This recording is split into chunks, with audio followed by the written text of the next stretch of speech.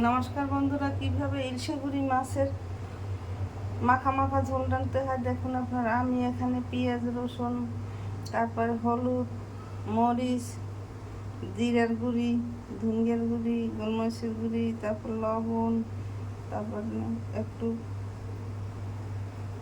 সর্ষে বাটা, তারপরে একটা তেজপাতা আর মাছ নিয়েছি। আমি এখানে কড়াই দিয়ে দিয়েছি, কড়াই গরম হয়ে গেছে, কড়াইতে তেল দিয়ে দেবো 1 টেবিল চামচ।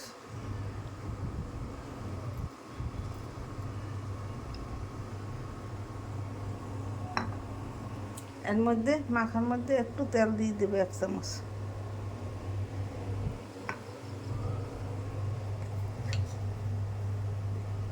এর মধ্যে ফোড়ন দিয়ে দেবো জিরা।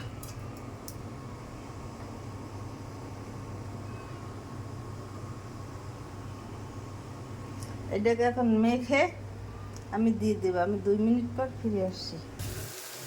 2 মিনিট পর ফিরে এসে মেখে এটা দিয়ে দিয়েছি, এখন ফিরিয়ে দেবো।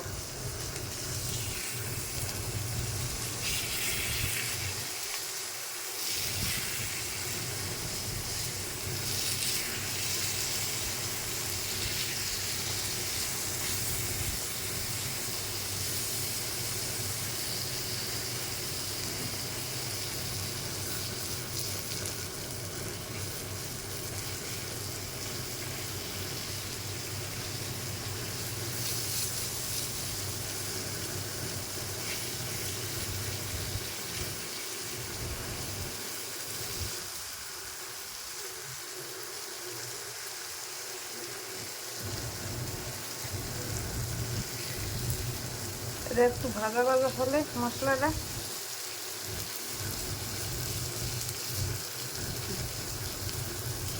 তারপর আমি জল দিয়ে দেবো।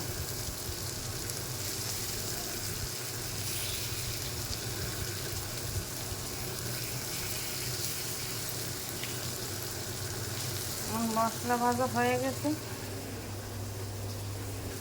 পরিমাণ মতো জল দিয়ে দেবো।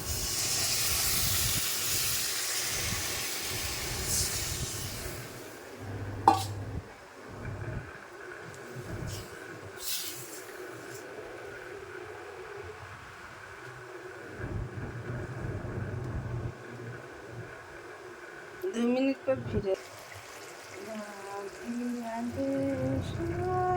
ভালো করে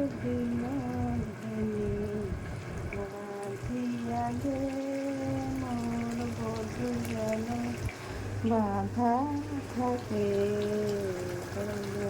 থাকে বেমিদা জিয়াবে ভালো করে বিমল বেমি বাজিয়াবে সকল পুরুষ কথা পুরুষ কথা রাখিব সকল দিদিয়া ভাষা